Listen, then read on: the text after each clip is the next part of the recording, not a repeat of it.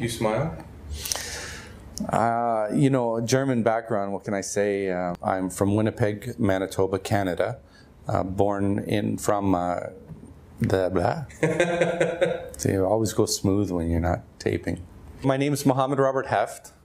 I was born in Winnipeg, Canada, to second-generation Canadians, originally German and Irish. I'm from a small town growing up in Milton, Ontario. I call it a redneck town, or a farmer's town, depending on how you look at it. I was born into a Lutheran family. We weren't that practicing. Sunday school was something we did until about 6 years old. I don't consider ourselves overly religious. Probably we went to funerals when somebody died. We went to churches when somebody got married. And other than that, celebrating Christmas, which wasn't really a religious holiday for any of us. I'm sure to many people I was the guy that they wished they weren't, and they were glad they were not. I mean, it was, I wasn't leading a very healthy lifestyle, and I wasn't going very many places with my thinking or my strategies. Some people will say, oh, well, you weren't that bad, but, I wasn't that good. I accepted Islam July 12th, 1998, and, I went through quite a bit. I went through gambling, drinking, drugs, womanizing, trying to acquire as much material wealth as possible. So I hit rock bottom and I started searching. And I fell upon Islam when I went into a convenience store, never hearing about it. And after debating with a convenience store owner for about 3 days, by the grace and mercy of Allah, I accepted Islam.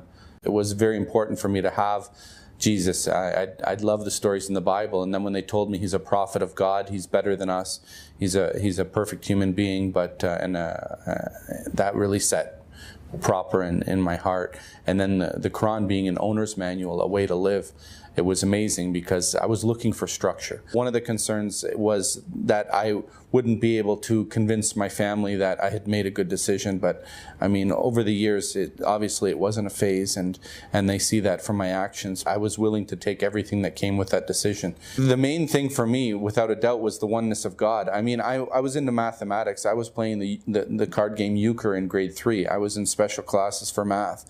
And the way it works out mathematical for us as Muslims through theology, I mean, believing in God and His attributes, and that God exists eternally or pre-eternally, without a place and without a size, without a shape. I mean, it was amazing that the fact that we are the only religion that believes that God is not inside of something. We don't have to put God somewhere to believe in Him. We believe in God out of necessity. I mean, we've come to a confident conclusion that God's existence is out of necessity, and mathematically speaking, that we can say God has to exist because He cannot not be. He's absolute in His existence, because everything in the universe is contingent, doesn't have to exist, and needs a creator, and the creator has to have certain attributes. I mean, I thought that was just amazing how it just works in, and there's nobody who can come in with a philosophy and try to refute it. Nobody can say the Big Bang. Anything they say, it always comes down to one of those things, that it's necessary for there to be an uncreated creator for the entire universe.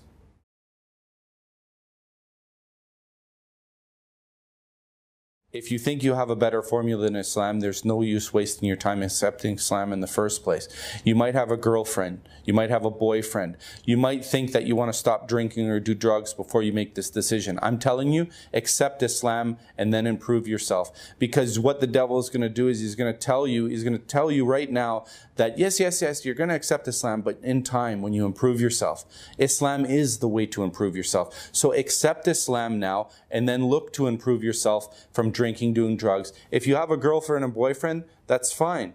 Even though Islam doesn't permit girlfriends or boyfriends, you can pray to God that the individual becomes Muslim, or God finds you a better way or a better person in your life. Either way, you don't lose. But don't let that hold you back, because these are temporary things. You're doing things, you're thinking to yourself that you want to correct yourself in your understanding and acceptance of God. Not whether or not you drink, or not whether or not you party, or not whether or not you have a wife or a girlfriend. The most important thing is to accept the concept and the understanding that there's only one God, and Muhammad, peace be upon him, is the final messenger.